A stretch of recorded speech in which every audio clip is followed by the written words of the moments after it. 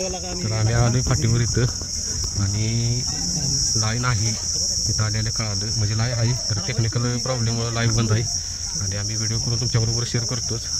फाटे बघू शकताय, फाटे एक नंबर आहे त्या आणि गाड्या पण भरपूर आलेल्या. इकडं गाड्या आलेल्या, चिक्कार गाड्या आलेल्या. आता बघा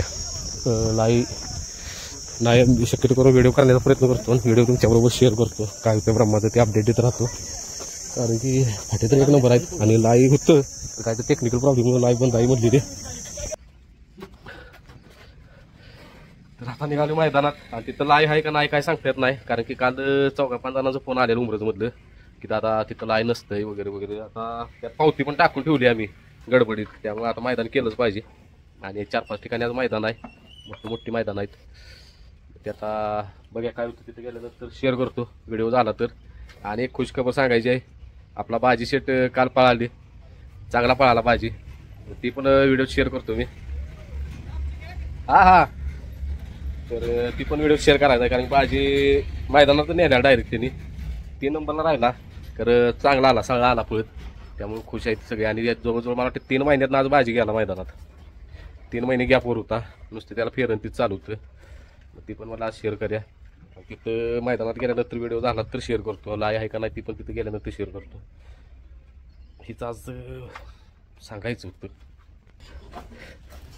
आणि आपला रायबा शेठ, बाबराय शेठ मैदान बघू शकता. समजा व्हायचा येऊ नका मित्रांनी एवढाच आहे.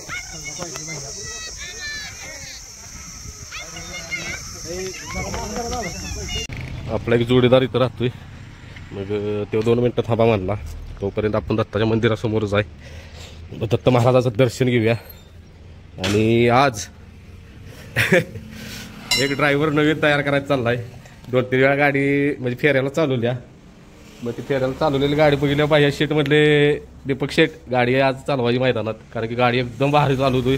आम्हाला पण कळायचं पण झालं गाडी असं चालू शकतो वाटलेलं नव्हतं. तर गाडी बाबाने एक नंबर गाडी म्हणजे फेऱ्याला चालवल्या.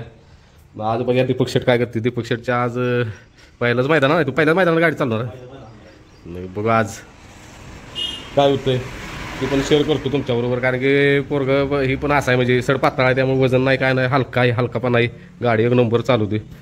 मग तिचं आम्ही 2-3 फेऱ्यात बघितलं, तेव्हाच ठरवलं की दीपक शेटला मैदानात बसवायचं गाडी आणि आपल्या गाडीवरून नारळ फोडणार आहे दीपक शेट. आणि जय श्री गुरुदेव दत्त महाराज की जय. दिगंबरा श्रीपाद वल्लभ दिगंबरा, जय श्री गुरुदेव दत्त. चला आता जाऊया. जोडीदार मला 2 मिनटं थांबा, आवरायला लागलाय, की त्याचं घराचं काम चालू आहे आता.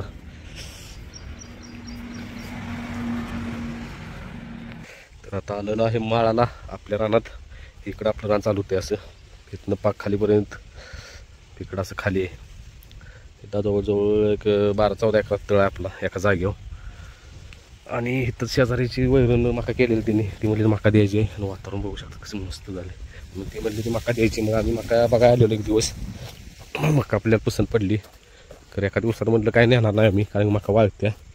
आता मका घेतल्या सगळीच 9-10 गुंठ काहीतरी आहे मका. तर बाहेर शेट डम्पिंग घेऊन आलीत.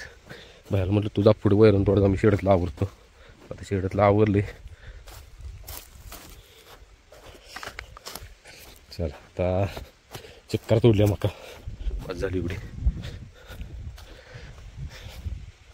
कशी बसली बा निवांत.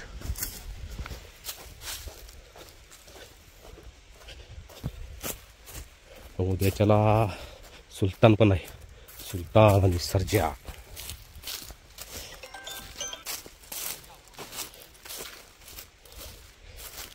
हॅलो. हा हा बोल की. बोल की. किती वेळ झालं दुसरी त्या 15 मिनिटं होऊन गेलो. आलाय काशीगावत आहे, या लागला या लागलाय काशीगावत आहे. हे परे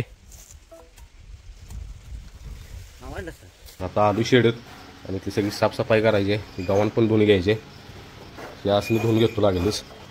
ब्रह्मशेटला बाहेर काढले बस की बाबा. आणि तिथले सगळी घाण काढली, आता जरा अडचण झाली तिथं, पण धुवून घेतो.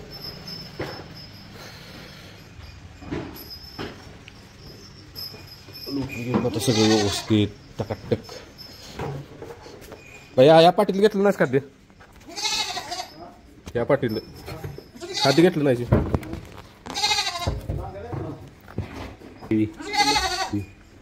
फोनवर फोन आधी कशाला आठवडे लागतो काय बोलायचं आता.